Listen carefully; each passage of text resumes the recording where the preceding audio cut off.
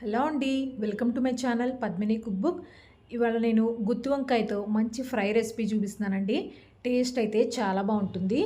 గుత్తి వంకాయ కూర కానీ ఫ్రై కానీ ఇష్టపడిన వాళ్ళు ఉండరు కదా. ఒక్కసారి గుత్తి వంకాయతో ఈ టైప్లో ఫ్రై చేసి చూడండి. గుత్తి వంకాయతో మనం ఎన్నో రకాలుగా మంచి మంచి రెసిపీస్ తయారు చేస్తూ ఉంటాము. నేను చూపించిన పద్ధతిలో చాలా సింపుల్గా ఈ రెసిపీని ట్రై చేయండి. చాలా నచ్చుతుంది మీ అందరికీ కూడా. దీనికోసం అయితే ముందుగా స్టవ్ వెలిగించి ప్యాన్ పెట్టుకుని ఈ గుత్తి వంకాయలో కారానికి ఇక్కడ నేను ఎండుమిర్చిని తీసుకుంటున్నానండి. ఎండుకారం ఏమీ వేయట్లేదు. ఎండుమిర్చిని ఇక్కడ 10 దాకా తీసుకున్నాను కారానికి తగినట్టుగా. అలాగే ఒక 2 టేబుల్ స్పూన్ల దాకా పల్లీలను కూడా తీసుకుంటున్నాను. ఆయిల్ ఏమీ అవసరం లేదు, అన్నీ కూడా డ్రైగా రోస్ట్ చేసుకోవాలి. తర్వాత 1 టేబుల్ స్పూన్ దాకా పచ్చిశనగపప్పును వేసుకోవాలి. అలాగే 1 టేబుల్ స్పూన్ దాకా ధనియాలను వేసుకోవాలి. అన్నీ కూడా ఒక్కొక్క స్పూన్ తీసుకుని పల్లీలు మాత్రమే 2 స్పూన్లు తీసుకోవాలి. 1 స్పూన్ దాకా మినపప్పు, అలాగే ఒక అర స్పూన్ దాకా జీలకర్రని కూడా వేసుకోవాలి. తర్వాత ఒక చిటికెడు మెంతుల్ని వేసుకోండి. మెంతులు మరీ ఎక్కువగా వేయద్దు. చూసారు కదా, చాలా కొంచెం మాత్రమే మెంతుల్ని వేసుకోండి. ఫ్లేవర్ చాలా బాగుంటుంది మెంతులు వేసుకుంటే కూడా. ఇప్పుడు వీటన్నిటిని లో ఫ్లేమ్లో పెట్టుకుని డ్రైగానే బాగా వేగే వరకు వేయించుకోవాలండి. పల్లీలు కానీ ఇవన్నీ కూడా లోపల వరకు మంచిగా వేగే వరకు లో ఫ్లేమ్లో పెట్టుకుని వేయించుకోవాలి. ఇవి ఇలా కొద్దిగా వేగిన తర్వాత ఇందులోకి కొద్దిగా పచ్చి కొబ్బరి ముక్కలు, లేదంటే మీ దగ్గర పచ్చి కొబ్బరి లేకపోతే ఎండు కొబ్బరి లేదా ఎండు కొబ్బరి పొడైనా కూడా తీసుకోవచ్చు. అలాగే ఒక గుప్పెడు కరివేపాకు, ఒక చిన్న ఉల్లిపాయని ఇలా సన్నగా ముక్కలుగా కట్ చేసుకుని వేసుకోవాలి. ఇలా ఉల్లిపాయని డైరెక్ట్గా వేయించుకుని తీసుకుంటే మనకి టేస్ట్ కొద్దిగా డిఫరెంట్గా ఉంటుంది, చాలా బాగుంటుందండి. అలాగే 7 నుంచి 8 వెల్లుల్లి రెబ్బలు కూడా వేసుకుని ఈ ఉల్లిపాయల్లోని తడి మొత్తం కూడా పోయే వరకు వీటిని కూడా బాగా వేయించుకోవాలి. ఇలా పొడిగా ఉల్లిపాయల్ని కూడా వేయించుకుంటే మనకి టేస్ట్ బాగుంటుందండి. డైరెక్ట్గా పచ్చి ఉల్లిపాయని వేసి పేస్ట్ చేసే టేస్ట్ ఒకలా ఉంటుంది. ఇలా ఉల్లిపాయల్ని కొద్దిగా వేయించుకుని చేసే టేస్ట్ డిఫరెంట్గా ఉంటుంది. ఇలా ఒకసారి ట్రై చేయండి. ఇప్పుడు ఇవన్నీ వేగిన తర్వాత స్టవ్ ఆఫ్ చేసి చల్లారిన తర్వాత మిక్సీ జార్లోకి తీసుకుని అందులోకి రుచికి తగినట్టుగా ఉప్పు, పసుపు వేసేసుకోవాలి. వేసుకుని కొద్దిగా మీకు అవసరమైతే వాటర్ పోసుకుని ఇలా గట్టిగా ముద్దలాగా గ్రైండ్ చేసుకోవాలండి. అంటే మనకి స్టఫింగ్ పెట్టినప్పుడు ఇలా స్టిఫ్గా నిలబడేలాగా ఉండాలి. అంటే మరీ లూజ్గా కాకుండా ఇలా ముద్దలాగా గ్రైండ్ చేసుకోండి. అవసరమైతే చాలా తక్కువగా నీళ్ళు వాటర్ని మాత్రమే వేసుకోండి. తర్వాత ఇక్కడ నేను వంకాయల్ని 4 భాగాలుగా కట్ చేసుకున్నాను. మీరు ఏ టైప్లో వంకాయలైనా తీసుకోవచ్చు. గుత్తి వంకాయలైనా, పొడుగు వంకాయలైనా, తెల్ల వంకాయలైనా, ఏ టైప్ వంకాయలైనా కూడా తీసుకోండి. ఇలాగే చేయండి, చాలా బాగుంటుంది. వీటిని వంకాయల్ని 4 భాగాలుగా కట్ చేసేసుకుని ఈ స్టఫింగ్ అంతా కూడా లోపల వరకు బాగా స్టఫ్ చేసుకుని ఇలా నేను చూపించిన విధంగా గట్టిగా ఇలా ప్రెస్ చేసుకుంటూ ఉంటే మీకు స్టఫింగ్ అనేది బయటికి రాకుండా, అలాగే వంకాయలోకి కావాల్సినంత స్టఫింగ్ కూడా ఉండి చాలా బాగుంటుందండి.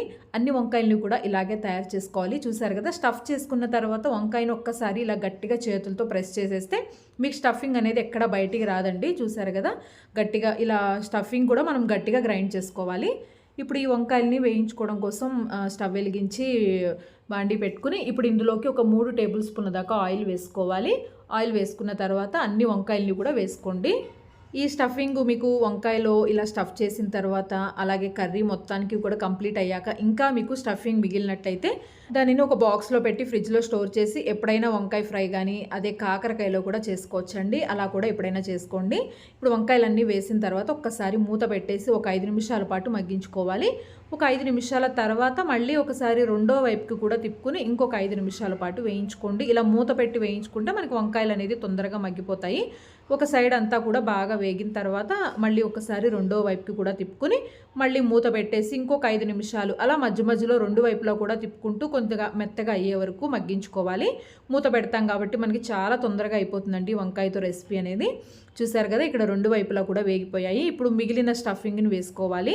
కారానికి ఎండు కారం బదులుగా ఎండుమిర్చి వేసుకున్నాము. మీకు కారము ఒకసారి చూసుకుని వేసుకోండి. మీకు కారం బాగా ఎక్కువగా తినే వాళ్ళైతే ఎండుమిర్చి నేను చెప్పిన క్వాంటిటీ కంటే కూడా కొద్దిగా ఎక్కువగానే వేసుకోండి. ఇలా స్టఫింగ్ మొత్తం కూడా వేసిన తర్వాత ఇలా మొత్తం అంతా కూడా స్ప్రెడ్ చేసుకుని ఈ ఆయిల్లో కొద్దిగా పచ్చివాసన పోయే వరకు ఈ స్టఫింగ్ కూడా బాగా వేగే వరకు వేయించుకోవాలి. మంటను మాత్రం లో ఫ్లేమ్లోనే పెట్టుకుని మధ్య మధ్యలో అడుగంటకుండా ఒకసారి కలుపుకుంటూ వేయించుకుంటే మనకి వంకాయ ఫ్రై రెడీ అయిపోతుందండి. చూసారు కదా, స్టఫింగ్ అంతా కూడా ఇలా వేసేసుకుని ఇంకా ఆయిల్ ఏమి ఎక్స్ట్రాగా ఎక్కువగా కూడా ఏం పట్టదండి. ఒక్క 3 టేబుల్ స్పూన్ ఆయిల్తోనే మనకి ఈ రెసిపీ అంతా కూడా తయారైపోతుంది. ఇంకొక 5 నిమిషాలు అలా వదిలేస్తే మనకి ఈ స్టఫింగ్ కూడా పచ్చివాసన అంతా పోయి మంచిగా రెడీ అయిపోతుంది. ఫైనల్గా కొద్దిగా కరివేపాకును వేసుకోండి. ఇంకొక 2 నిమిషాల పాటు ఫ్రై చేసుకోండి.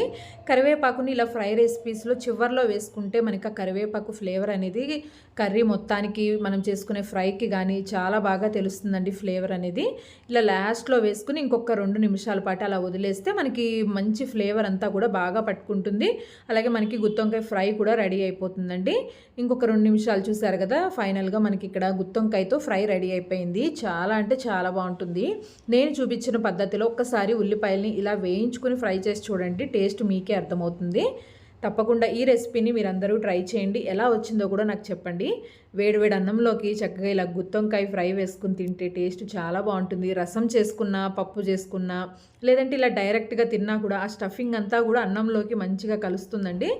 నా ఛానల్లో మంచి మంచి వంకాయతో చేసిన రెసిపీస్ కూడా ఉన్నాయండి. వాటిని కూడా ఒకసారి చూసి ట్రై చేయండి. ఈ వీడియో నచ్చితే లైక్ చేయండి.